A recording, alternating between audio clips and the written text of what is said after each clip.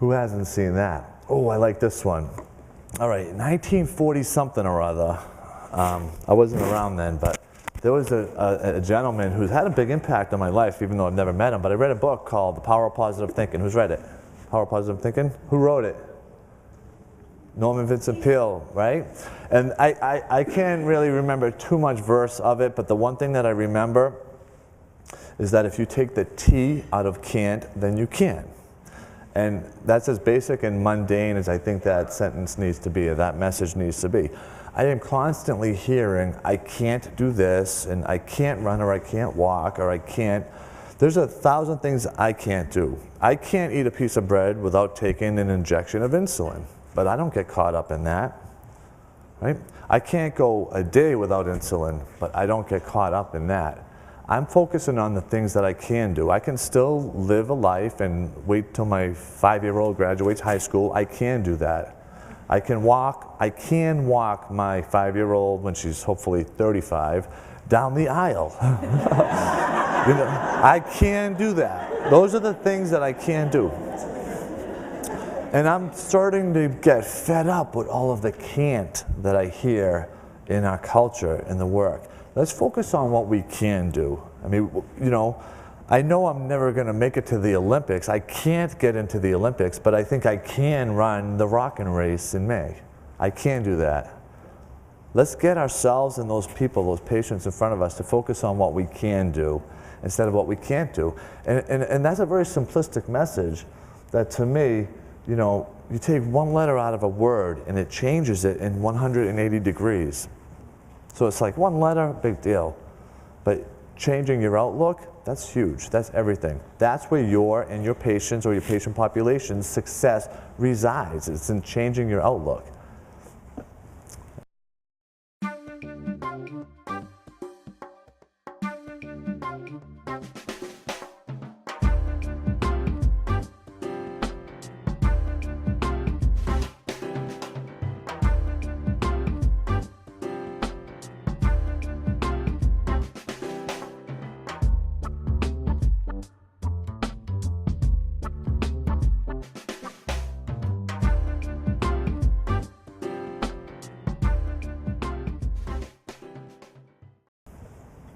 Oh, this guy, Maslow.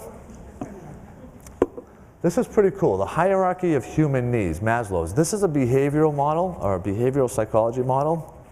Again, it's something I would have known if I chose that track of education.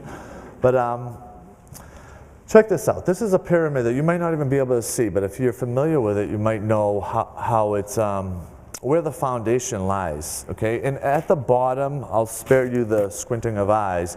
At the bottom, which is pretty much all I really want to talk about, it says physiological needs, okay? And this is my swan song, personally, as just a human being who's type 1 diabetic. It's my swan song, physiological needs, okay? Because above that are like material items and, all kinds of other things that ultimately, if you look at the graph, have less mass associated with them. And as you go up that pyramid, there's less and less mass, meaning ultimately less importance in those factors. The broadest frame has the most importance, the most significance. Physiological needs. For me, I'm sharing part of myself here. Without insulin, nothing else matters. So there's no you look up on the chart, you won't see BMWs, house at the lake, Prada bags, things like that. You won't see those things because they'd be at the very tip top of the Maslow's hierarchy of that pyramid, because they're not something that the human actually needs.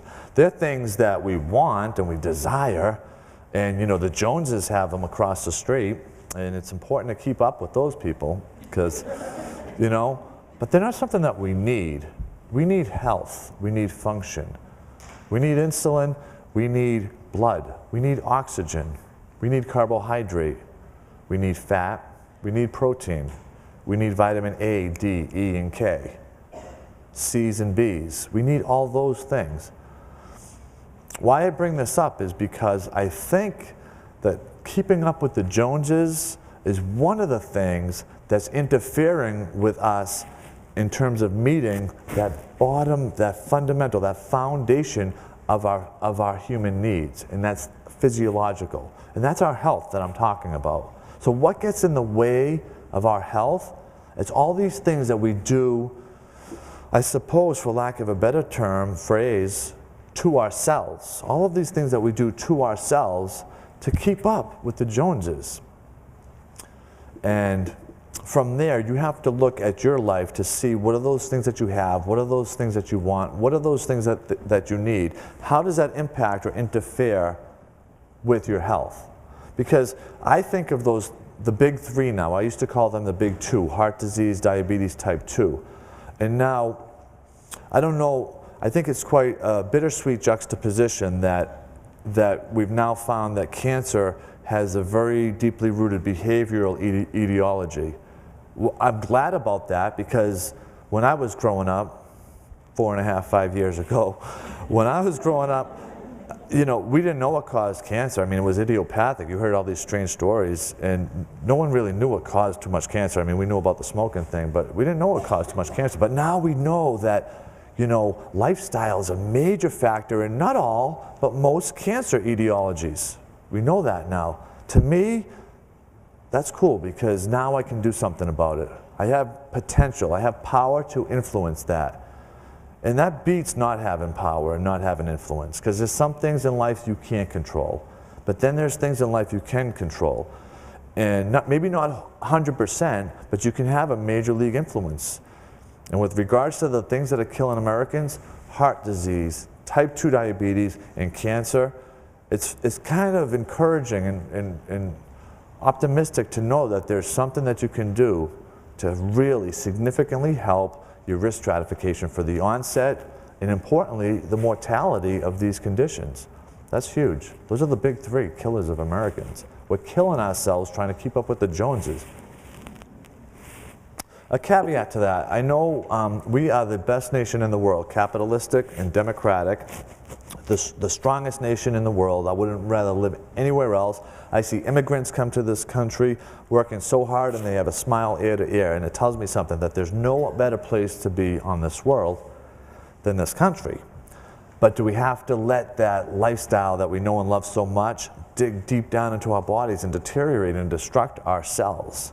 I say no. I say let's take the best of both worlds and have the freedoms of this great nation, but also have strength and vigor and sustenance and hopefully longevity that allows us to enjoy the American life, because sometimes I feel like many of us are throwing it away.